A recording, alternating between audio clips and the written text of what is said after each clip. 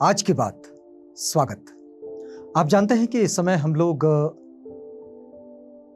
विश्व के जो महान बौद्ध दार्शनिक हैं उनकी कड़ी में जो सबसे महत्वपूर्ण नाम आता है आचार्य नागार्जुन।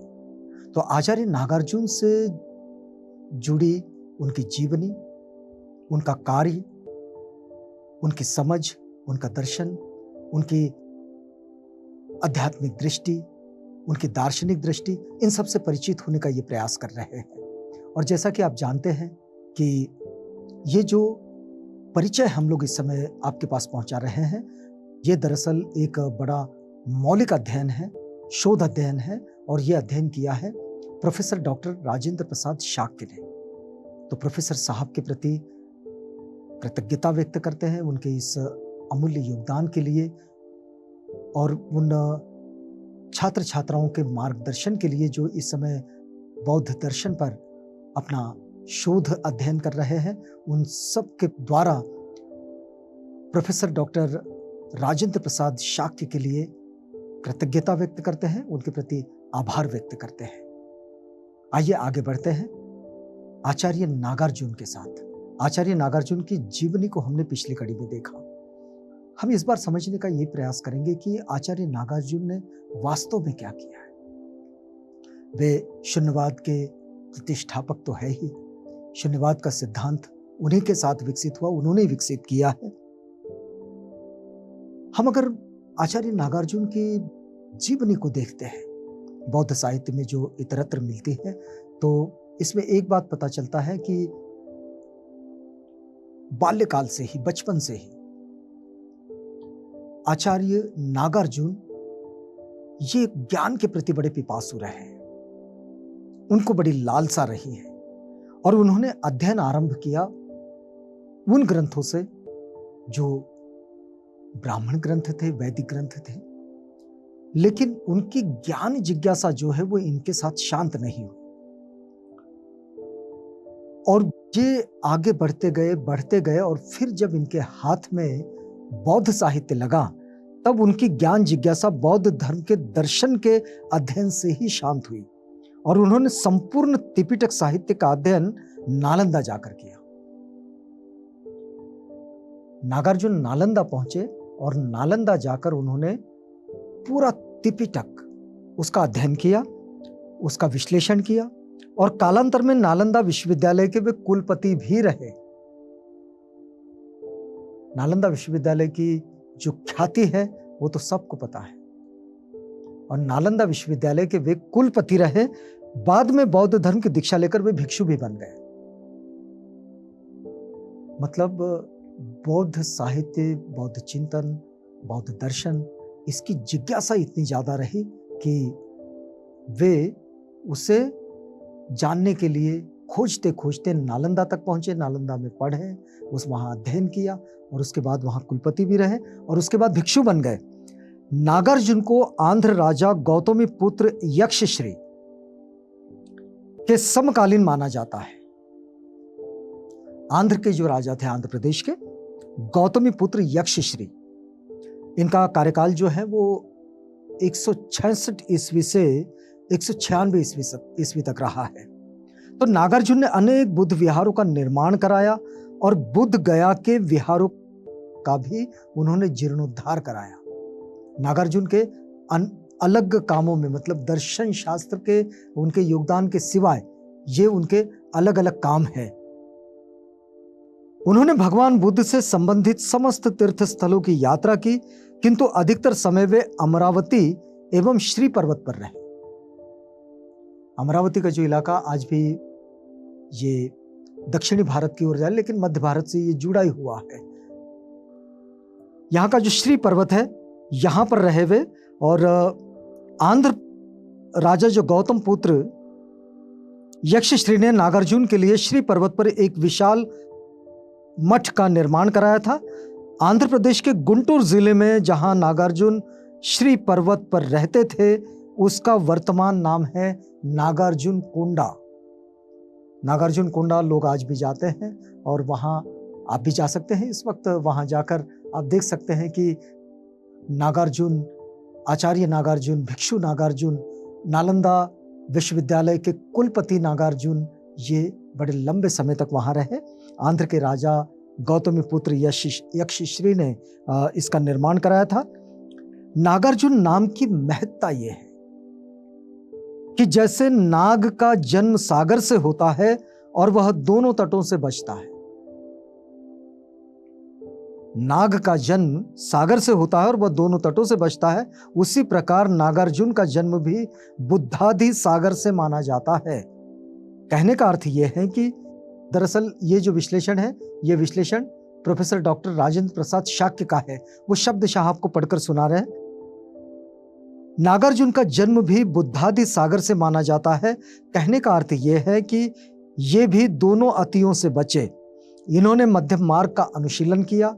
नागार्जुन ने अंतर्दृष्टि और तर्कों से विरोधियों के सिद्धांत का ध्वंस और खंडन किया और सभी की बुद्धि प्रकाशित की, इसलिए वे नाग कहलाए। उनके अतुलनीय ज्ञान ने मनुष्यों के लिए पवित्र चिंतन की स्थापना की, इसलिए उन्हें अर्जुन कहा जाता है। नाग एवं अर्जुन शब्द को जोड़कर उन्हें नागार्जुन कहा जाता है। नागार्जुन शब्द की ये जो खास परिभाषा हमारे पास आती है, दरअसल तथागत बुद्ध की शिक्षाएं ये किसी भी अति की शिक्षा नहीं है। ना तो वे काया क्लेश की बात करते हैं, ना ही वे काम भोग की बात करते हैं। नागार्जुन ने यही किया। कहा यह जाता है कि नाग जो है जन्म तो सागर में पाता है, लेकिन दोनों किनारों से बचता है। बिल्कुल वैसे ही, यानी कि वो बीच में चला जाता है, बीच में रहता है। ऐसे ही आचार्य नागार्जुन ये किसी भी सिरे पर, उसकी अति पर नहीं गए। इन्होंने बुद्ध का मध्यम मार्ग अपनाया और इसलिए माध्यमिक दर्शन जो आचार्य नागार्जुन विकसित किए, तो उसमें इन अतियों की तो बात नहीं थी जिसे हम कहें कि काया क्लेश और काम भोग की बात, लेकिन इसमें यह बात जरूर रही कि उन्होंने अस्तित्व और अनस्तित्व इस पर जरूर विचार किया है और इसका विश्लेषण किया है।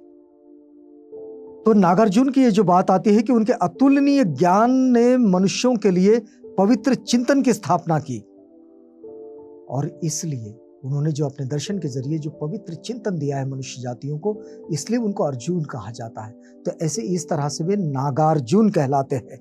आचार्य नागार्जुन का माध्यमिक दर्शन बौद्ध अनात्मवादी परंपरा का उत्कर्ष बिंदु है। उन्होंने जो माध्यमिक दर्शन रखा है वो जो बुद्ध की अनात्मवादी परंपरा है, इस अनात्मवादी परंपरा का वो एक उत्कर्ष बिंदु है, एक उच्चतम शिखर है। नागार्जुन ने शास्त्र प्रामाण्य से निरपेक्ष रहकर सत्ता संबंधी अस्तित्व की सूक्ष्म, गंभीर एवं तार्किक व्याख्या की है। उन्होंने जिस बात को लोगों के सामने रखा है उसमें तर्क ये बड़ा महत्वपूर्ण है और वो तार्किक व्याख्या है। वे आज भी विश्व की दार्शनिक चिंतन के विकास में महत्वपूर्ण है। उन्होंने जो परिभाषा दी है चिंतन की, दर्शन की, तर्क के आधार पर, वो आज भी पूरे विश्व के दर्शन की आज भी वो एक आधारशिला मानी जाती है और उस चिंतन के विकास में उसका योगदान बड़ा महत्वपूर्ण माना जाता है। आचार्य नागार्जुन स्वयं न तो किसी सत्ता के अस्तित्व के प्रति प्रतिबद्ध है और न ही किसी मानव बुद्धि को किसी अस्तित्व या सत्ता के प्रति प्रतिबद्ध करते हैं। वे कोई ऐसी प्रतिबद्धता लोगों को नहीं देते हैं कि तुम्हें इसके प्रति, इस सत्ता के प्रति प्रतिबद्ध होना होगा। हमने कहा कि अस्तित्व और अनस्तित्व, इस पर उनका बड़ा चिंतन है। जबकि अन्य दार्शनिक मिथ्या का निषेध कर वे सत्य की स्थापना करते हैं, वही नागार्जुन शंकर के ब्रह्म की तरह निरपेक्ष सत्य की स्थापना नहीं करते। ये भी इसमें बड़ी महत्वपूर्ण कड़ी है, बल्कि उनके चिंतन में मिथ्या का निषेध है। आचार्य नागार्जुन के चिंतन में, उनके दर्शन की परंपरा में ये मिथ्या का, झूठ का निषेध है। वे निरपेक्ष सत्य की स्थापना एवं मिथ्या का निषेध करते हैं। सर्वथा एक अभिन्न और एक ऐसा स्वभाव नागार्जुन अपने दर्शन से लेकर आते हैं जो माध्यमिकों के लिए बड़ा प्रेरणादायी रहा। इसलिए वे अपूर्व माध्यमिक दर्शन प्रस्तुत करते हैं और इस तरह नागार्जुन आचार्य, इनका ये जो एक सामान्य परिचय है, ये सामान्य परिचय हमारे सामने आता है। यदि हम आचार्य नागार्जुन की रचनाओं को देखें तो उनका अष्टांग हृदय अब भी तिब्बत के वैद्यों की सबसे प्रामाणिक पुस्तक है। तिब्बत में जितने भी वैद्य हैं, उन वैद्यों के लिए उनका अष्टांग हृदय आज भी उनकी एक सबसे प्रामाणिक पुस्तक है। बौद्ध दार्शनिक चिंतन की दृष्टि से नागार्जुन का सबसे प्रसिद्ध ग्रंथ माध्यमिक शास्त्र या माध्यमिक कारिका है, और इस ग्रंथ में माध्यमिक शून्यवाद और वैदुष्यपूर्ण पांडित्यपूर्ण विवेचन उसका उन्होंने किया है। इस ग्रंथ में कुल 27 प्रकरण हैं, और इसके अतिरिक्त प्रज्ञा पारमिता शास्त्र, शून्य सप्तति, युक्ति षष्टिका, प्रमाण विध्वंसत, उपाय कौशल, चतुःशतक, तंत्र समुच्चय, योग शतक, तंत्र टीका आदि आचार्य नागार्जुन के महत्वपूर्ण ग्रंथ हैं। नागार्जुन की प्रमुख रचनाओं के संबंध में हम कल बातचीत करेंगे, क्योंकि ये वक्त अभी पूरा होता है, यहाँ हमें रुकना होगा।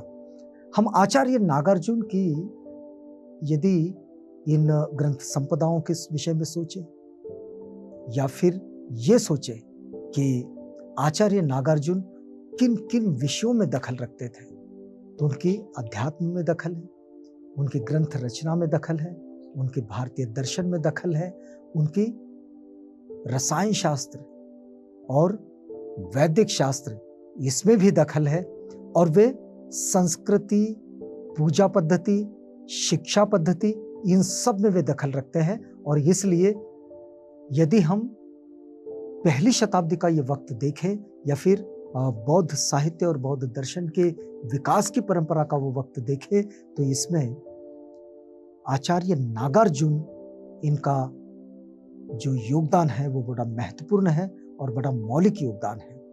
इस योगदान से जुड़ेंगे, छोटा छोटा परिचय लेंगे इन सारी पुस्तकों का जो आचार्य नागार्जुन ने जिनकी रचना की है। लेकिन यहाँ हमें रुकना होगा, क्योंकि ये वक्त पूरा होता है, तो हमें इजाजत दीजिएगा।